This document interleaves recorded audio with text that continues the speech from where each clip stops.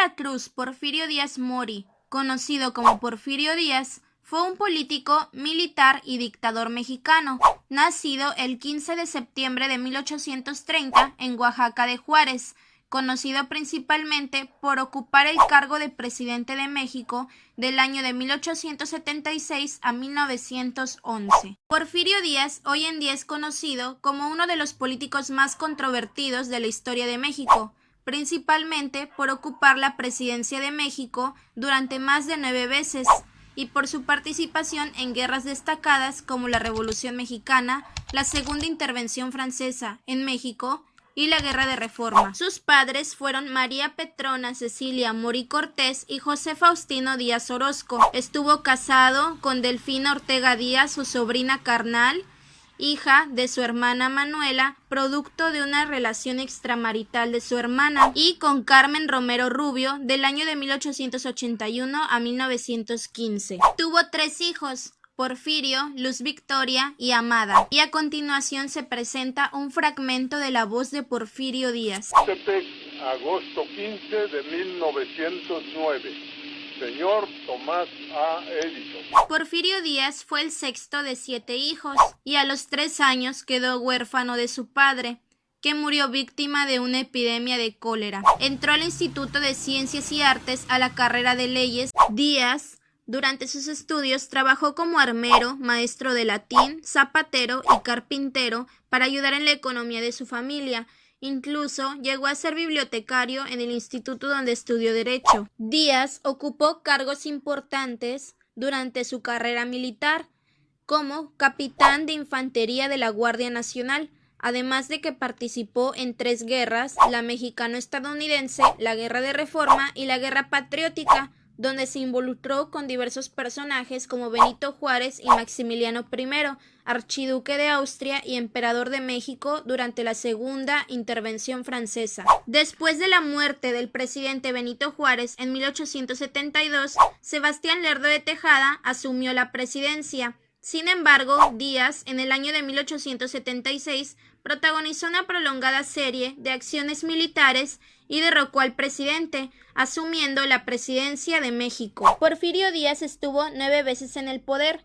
Según la Constitución mexicana, no podía permanecer en la presidencia durante 2 mandatos consecutivos, por lo que tuvo que renunciar en 1880, aunque claro, continuó en el gobierno como secretario de Fomento.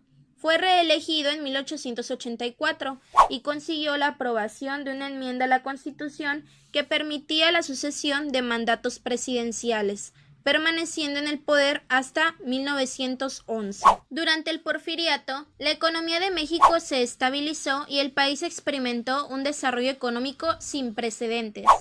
Se invirtió capital extranjero en la explotación de los recursos mineros del país.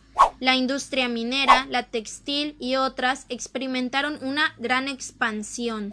Se construyeron vías férreas y líneas telegráficas, y el comercio exterior aumentó. Creó la Universidad Nacional, lo que hoy en día es la UNAM, y fomentó la edificación del Palacio de Bellas Artes.